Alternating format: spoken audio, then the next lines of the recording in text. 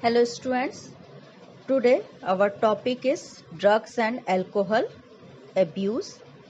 Drugs and alcohol abuse आपने सुना होगा कि जनरली जो पर्सन्स ज़्यादा अमाउंट्स में ऐसी ड्रग्स को जो मेडिसिनल यूज़ के लिए बनी है, लेकिन ऐसी ड्रग्स को वो ज़्यादा अमाउंट्स में और उनकी फ्रिक्वेंसी को जब वो बढ़ाकर अपने यूज़ में लेने लगते हैं, जिससे उनकी बॉडी में डैमेज होता है, physical, psychological and physiological functions उनके अफेक्ट हो जाते हैं, जिसकी वजह से या तो ऐसे पर्सन्स को बहुत नींद आती है, उनको बॉडी रिलैक्स फील होती है, या उनकी एक्टिवनेस बढ़ जाती है, या वो रिड्यूस कर देते हैं अपने एक्साइटमेंट को।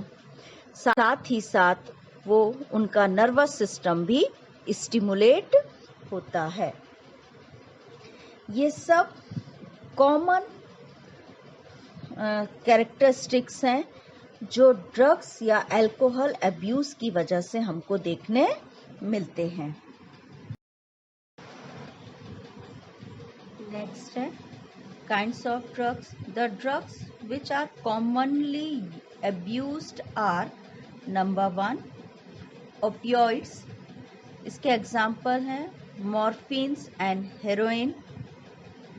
नंबर 2 है कैनाबिनॉइड्स। इसमें जनरली आते हैं चरस एंड गांजा। फिर है कोका एल्कलॉइड्स, या जिसको हम कोकीन के नाम से भी जानते हैं। इन सब के अलावा कुछ और भी ड्रग्स हैं, जैसे बार्बिचूरेटस, एम्फीटेमिन्स एंड बेंजोडाइजेपाइन एंड लार्सिजिक एसिड डाइएथिलेमाइड्स, जिसको हम LSD के नाम से भी जानते हैं। ये सम अदर सिमिलर ड्रग्स हैं जो अल्कोहल या ड्रग्स अब्यूज के रूप में यूज किए जाते हैं। नेक्स्ट है tobacco and alcohol. Tobacco is usually chewed or smoked or used as snuff. ये जनरली च्यू किया जाता है, स्मोक किया जाता है एंड स्नेल करके लिया जाता है। It contains mainly nicotines which is stimulate and toxins. ये स्टिमुलेट करता है हमारे बॉडी ऑर्गन्स को और टॉक्सिन्स होता है।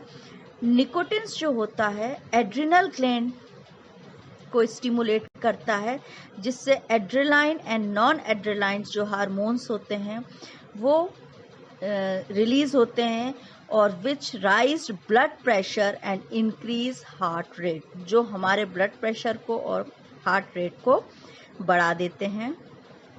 स्मोकिंग जनरली जो टोबैको को स्मोक के रूप में लेते हैं, ये lung cancer, urinary bladder, throat, bronchitis और कोरोनरी हार्ट डिजीज, इन सब के अलावा गैस्ट्रिक अल्सर एटसेट्रा भी इससे होने वाली कुछ कॉमन डिजीजेस हैं। टोबैको जो च्यू करते हैं जनरली ये इंक्रीज कर देता है risk of cancer of oral cavity के कैंसर की ये संभावना को बढ़ा देता है।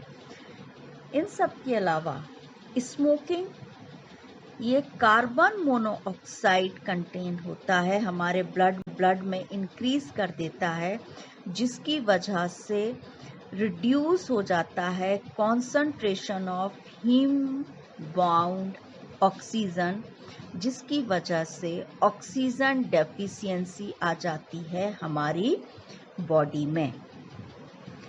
फिर अल्कोहल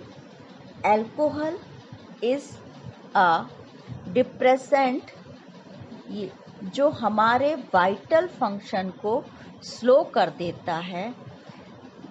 इसकी वजह से affects the central nervous system, और हमारा सेंट्रल नर्वस सिस्टम अफेक्ट हो जाता है।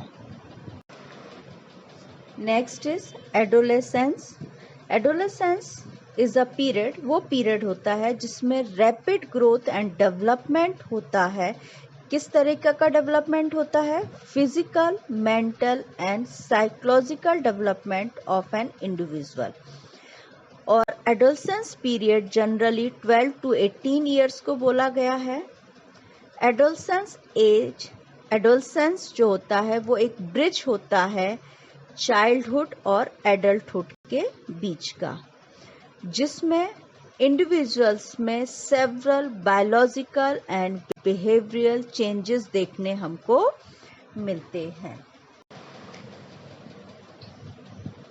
Causes of drugs and alcohol abuse in adolescence. Adolescence में जनरली कॉमन कुछ कॉज होते हैं यंगस्टर्स में जो हमको देखने मिलते हैं, जो अल्कोहल और ड्रग्स अब्यूज की तरफ उनको ले जाते हैं। जनरली है क्यूरियोसिटी, जिज्ञासा उनमें बढ़ जाती है किसी भी चीज को करने की, जानने की।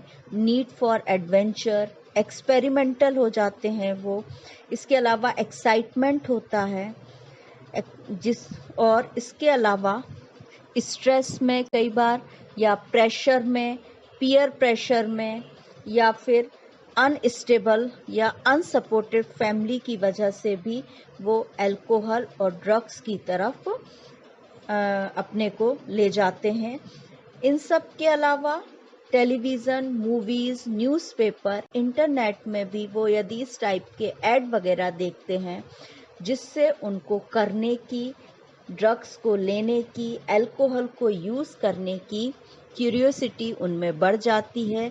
वो भी फॉर फन इसको लेना चाहते हैं, करना चाहते हैं, जिसकी वजह से धीरे धीरे उनमें ये एडिक्शन का रूप ले लेता है और उसके बाद ये टोटली उस पर डिपेंड हो जाते हैं। अगर ये ड्रग्स और अल्कोहल को नहीं लेते हैं तो उनमें कई तरह के प्रॉब्लम्स हमको देखने मिलती है जो टोटली उस पर डिपेंड्स हो गए हैं, जिसकी वजह से वो अपना काम भी प्रॉपर नहीं कर पाते हैं।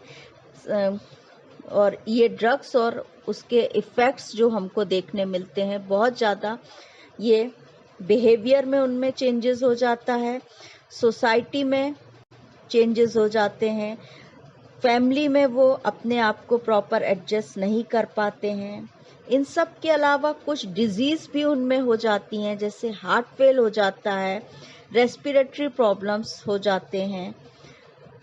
इसके अलावा यदि वो ड्रग्स ले रहे हैं और ड्रग्स में वो इंजेक्शंस का यूज़ कर रहे हैं तो कॉमन इंजेक्शंस की वजह से उनमें हेपेटाइटिस, एड्स जैसी डिजीज़ भी हमको देखने मिलती हैं।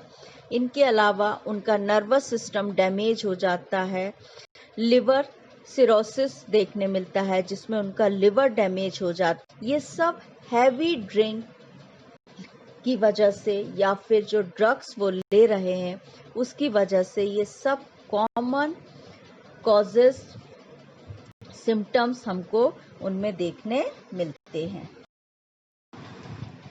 Last topic is prevention and control. हम सभी ने सुना हुआ है prevention is better than cure. अगर हम उनको एडोलसेंस को या यंगस्टर्स, एडोलसेंस एज में यंगस्टर्स को पीयर प्रेशर्स से उनको बचाएं, अवॉइड करें उनका पीयर प्रेशर। इसके अलावा जो यंगस्टर्स प्रॉब्लम या स्ट्रेस में हैं उनको एजुकेट करें, उनकी काउंसलिंग करें। Seeking help from parents and peers could help to vent their feelings of anxiety and guilt. Or parents and teachers have a special responsibility in this regards, जिसकी वजह से उनको हम इस अब्यूज से बाहर निकाल सकते हैं। पेरेंट्स और टीचर्स का रोल हो जाता है और इन सब के अलावा उनको हम साइकोलॉजिस्ट से भी ट्रीटमेंट दिलवा सकते हैं जो उस इंडिविजुअल्स को इस प्रॉब्लम से कंप्लीटली बाहर लाने में हेल्प करते हैं।